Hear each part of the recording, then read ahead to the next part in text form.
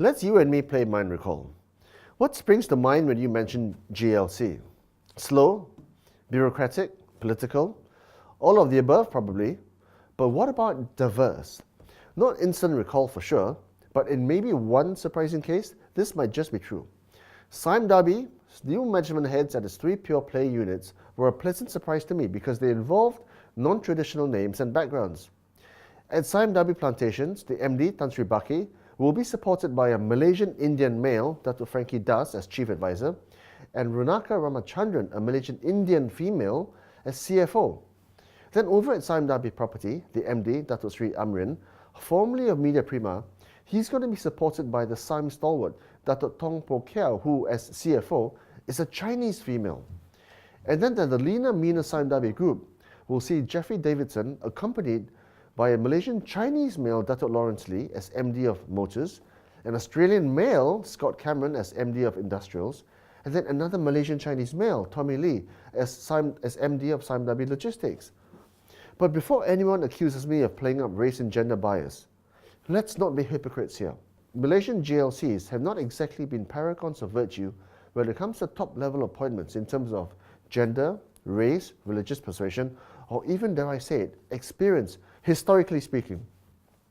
Malaysia is a country that, just like the US and the UK and France and Japan or any other OECD country, labours from its own prejudices, racism and idiosyncrasies.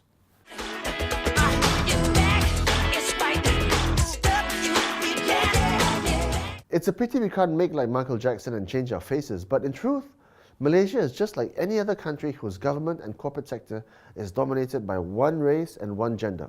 But to be fair, here's Sime.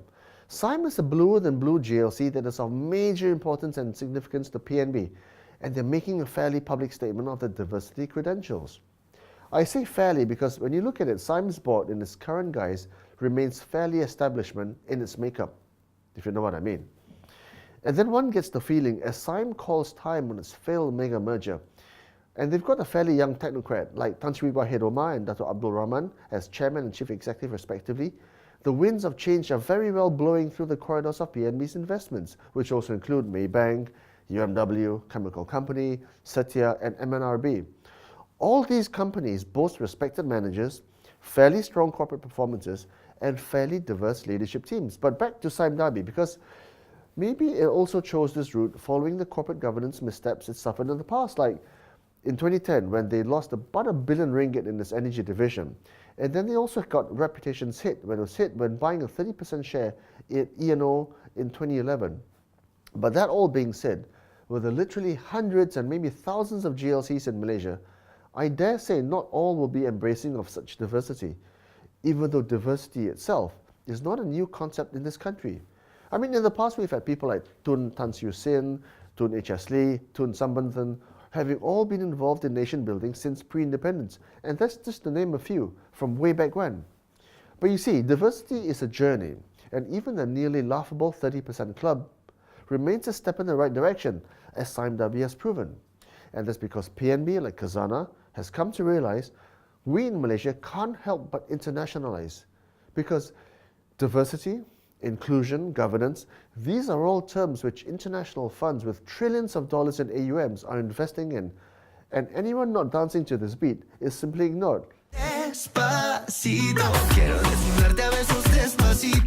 Whoops, not that beat.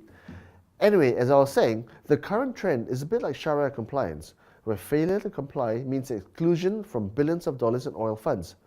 So whether Sime really believes in it or not, and indeed whether Malaysia believes in it or not, diversity and inclusion is today's reality. As a result, we in Malaysia, we're being pulled kicking and screaming into the 21st century, whether we like it or not.